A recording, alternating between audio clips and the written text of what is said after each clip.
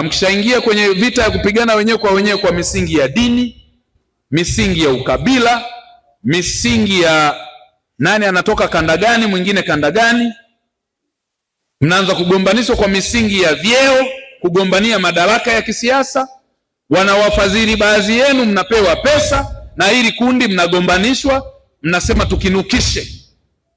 Alafu wewe na mimi tunabaki tunateseka. Una bibi yako kijijini, yeye wakati wa vita atakimbilia wapi? Nchi za jirani hapa zilikuwa zinapigana mpaka na leo mnafahamu kuna nchi wengine wamesema wametoka huko. Uongo kweli? Uongo kweli ndugu zangu? Wamepigana. Niambie leo wewe ukiwa mkimbizi, hutaitwa fundi, hii heshima hutaipata. Hutaitwa. Ukienda kule unaitwa mkimbizi, mnakaa kwenye kambi. Umeenda kuwa mkimbizi kwa sababu nchi yenu mmekubali wahuni waichome kwa sababu ya tamaa. Kama ni taratibu, hatusemi kwamba demokrasia haiwezi kuwepo. Hatusemi hatuheshimu haki za binadamu. Tunaziheshimu na tutazisimamia na tunazitekeleza kwa sababu nchi hii ni nchi inayofuata misingi ya utawala wa sheria. Sasa leo ndugu zangu mafundi, nyinyi mnajua kwenye site huko mnakojenga kuna watu wahalifu wanakuja.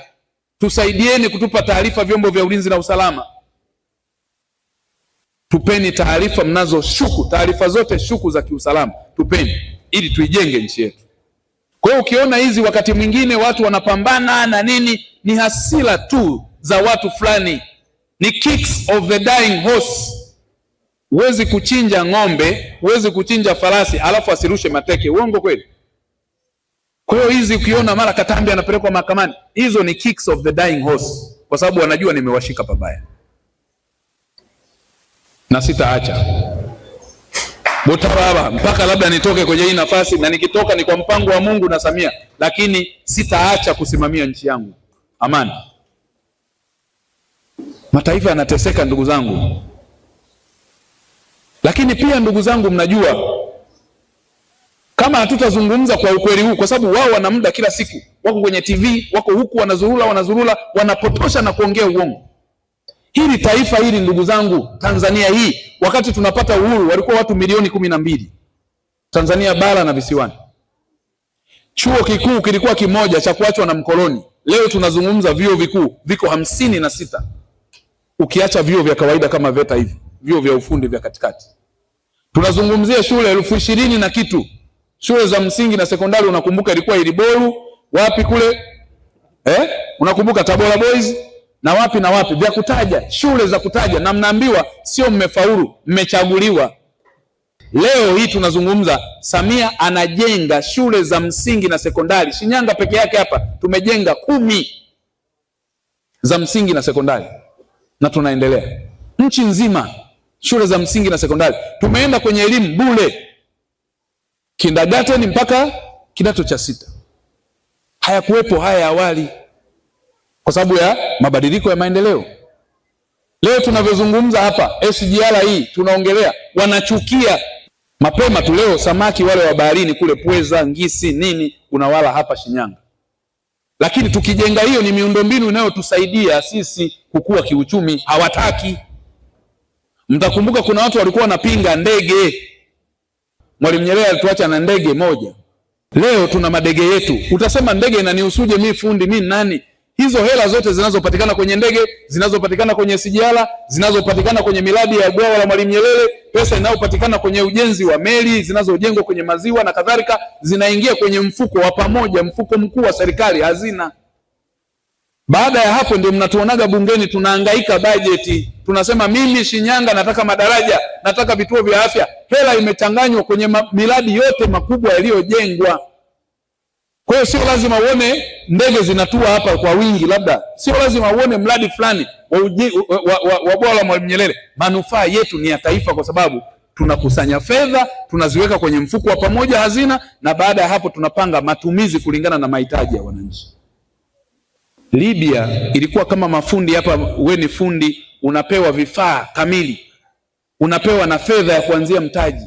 Wanaosoma hivyo hivyo, mkienda kuoana mnapewa na hela ya mahali uende ukalipie.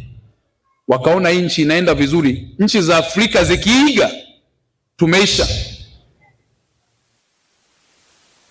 Wakafanya ya kufanya, wakatumia watu wao humo ndani, wakawapampu, wakatengeneza mazingira divide and rule. Matokeo yake Libya mpaka leo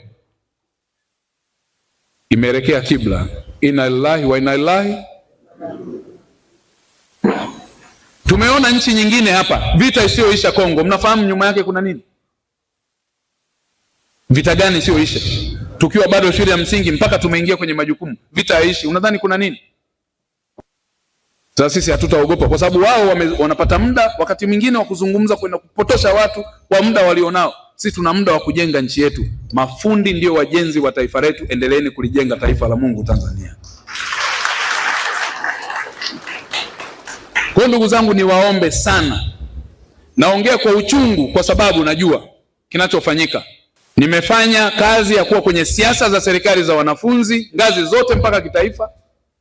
Nimefanya kazi kwenye NGOs hizi zinazoitwa taasisi asasi za kiraia, nimefanya kazi. Nimefanya kazi kwenye vyama vya siasa, chama tawala. Nimefanya kazi vyama vya upinzani kwa ngazi za kitaifa kote.